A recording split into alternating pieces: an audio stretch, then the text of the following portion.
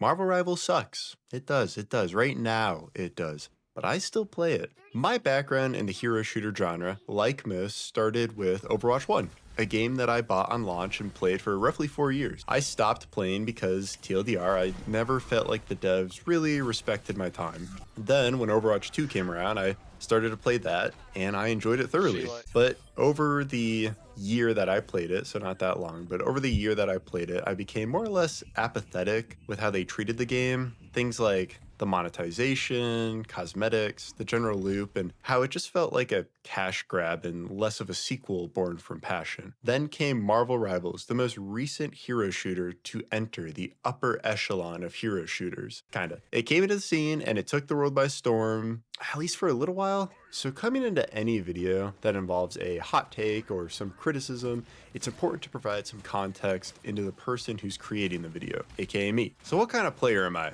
I would say that I'm above a casual, right? But not a die-hard, hardcore player by any stretch of the means. Meaning, I do things like I read the patch notes, I care about my rank, I only queue with a squad or at least a duo, and I play most days of the week. But the main reason I don't consider myself a hardcore player is because I don't really watch any content related to this game, with the exception of the content creator named Flats. He's diving more into variety right now, but as I know him, he's more for commentating on hero shooters like Rivals and Overwatch. And yes, some of what he said has influenced my decisions. But taking a step back, overall, I'm not seeking advice or improvement from others on any platform. I'm mainly playing for my enjoyment, and I'm not really aiming for Celestial or above. Right now, I have roughly 300 hours in the game. I've been playing since launch, and I've actually played each season and managed to hit at least Diamond 1 in every season after Season 0, with a sprinkle of some GM3 action. So basically, my viewpoint comes from someone who's above average, but not playing in the Omega S tier lobbies. And as far as what I play, I fall into the minority here because I am a die-hard tank player. From Overwatch to now, I've always played the tank role, and I love the tank role. So with all that said, why do I think Marvel Rivals is actively nosediving off a cliff? Well, aside from making the same mistakes as Overwatch did, the thesis or my take is as follows. Devs in Marvel Rivals have expressed that they do not want this game to be overtly competitive, right? They're not trying to breach any esports-like scene, and that's fine. But sacrificing a competitive gaming sandbox should not mean compromising the player experience. Here's the rundown. Like I said, I am a tank player, and as a tank player, I am getting so sick of these patch notes, of these balance changes, of these additional abilities to heroes, and on that matter, even the new hero. I am so confident beyond a reasonable doubt that the developers and team at Marvel Rivals do not play their own game. Because if they did, then they'd realize how buns it is to play against half their heroes. So let's break this down into segments. Flyers in Marvel Rivals and flyers in Overwatch. Why are we adding so many flyers into this game? Ultron, for example, strikes me as a tone-deaf addition, as a flyer comp already existed and players already complain about it. So why are we adding another? And I get it, they probably had them in the pipeline for a couple months, a year, or whatever, right? Still, it sucks. There's no way around it. And from a tank perspective, playing against flyers is awful. Taking a note from Flats, playing a tank against a flyer comp is like an uphill battle. There's not really a true substantial way to deal with a team of flyers as a tank.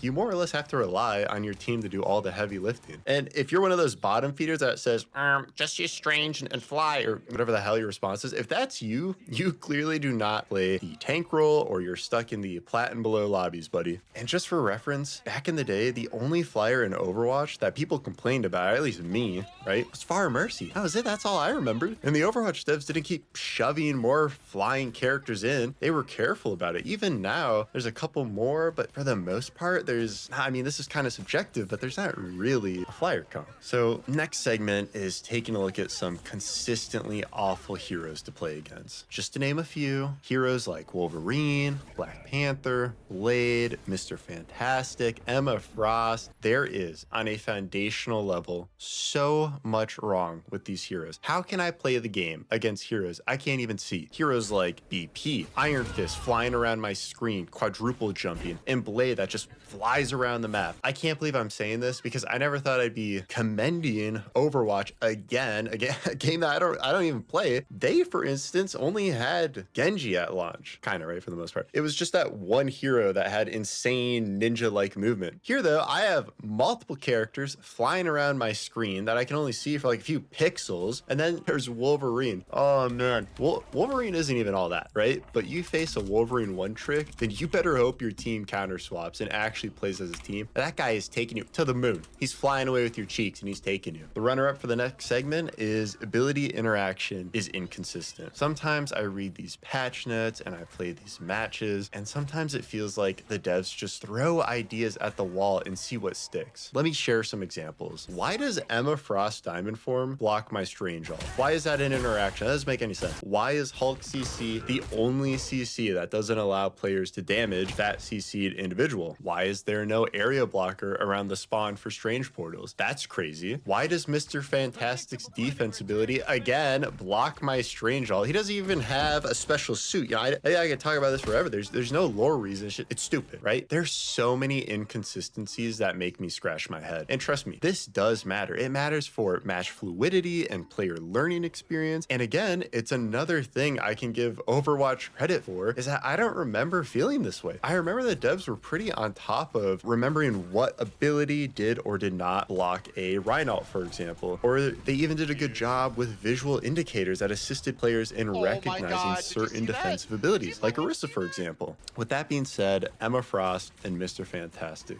these two heroes and more are a perfect example that hero kits are too much. Now, I know that's kind of a big take, and I don't want to get too far into the weeds here. So at a high level, Emma Frost, for example, the developers, they're doing too much with her kit, which I think in turn makes her hard to balance and will make her a problem in the future. Also, for anyone ready to stand on the die-hard Emma hill, I want to give context to this by saying Emma Frost gets banned in most of my games. Now, that is just my lobby. I encourage you to take a look at the ban stats for your rank and each rank, but if I had to ballpark it, I'd say she gets banned in like 70 to 80% of my matches. So obviously there's something going on with her that the player base feels. And for me, personally, I believe it to be her over-exaggerated kit, especially when compared to other tanks in the lineup. The other big example that I want to point out that falls into this category of hero kits being blown out of the water is Mr. Fantastic. On top of him being a DPS and being a pseudo tank, pseudo DPS mix, why does he have a button that just blocks everything? It seems like the devs were in the creative writing room and just had an arbitrary number of different abilities to throw at this guy, and they just threw this in. It doesn't make any sense. Nor does the interaction with other alts in the game. It's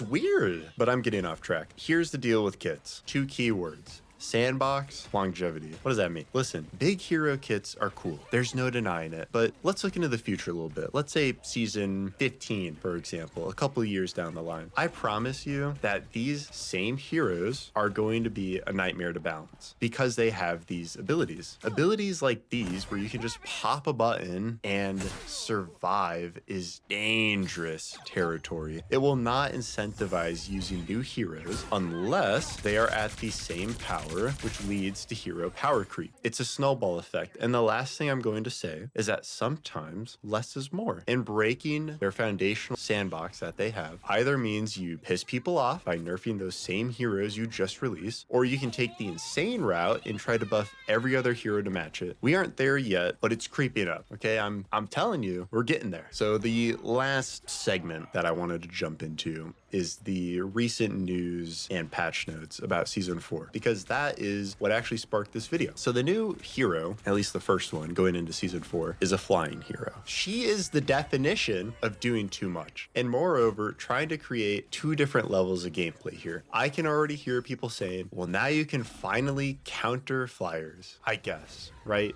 Sure, I guess they made an entire tank to play in the sky, to fly away from their team and go brawl air heroes. Hey, look, there goes my 600 HP tank that just flew away. I can't wait to experience that. I mean, it's just weird, man. It's cool, don't get me wrong, but I just don't know if it's gonna be enjoyable to play against. going back to that again. And then there's the most recent patch notes, the Jeff ult. A lot of people, including me, think Jeff sucks. Numerous reasons, but his biggest fault is that his ult isn't a healer ult, meaning he doesn't heal the whole team. This is fine. I know I just said and even complain about this, but not every healer needs to have a crazy heal everyone ult. That's okay. That's part of picking and choosing who you play. Not every hero can or should do everything. But in the most recent patch notes, upon ult activation, once you left click, to suck up a team, Jeff now leaves a giant healing well behind. Why? You just gave him everything. There's no drawback. There's no sacrifice. There's no need to synergize with your other healer if you're gonna get rid of one healer ult, right? Now he does it all. Now his teammates get healed and they can protect him while he has, the biggest radius ult to suck everyone in. And it's just whatever, I guess. Others online seem to like it. I personally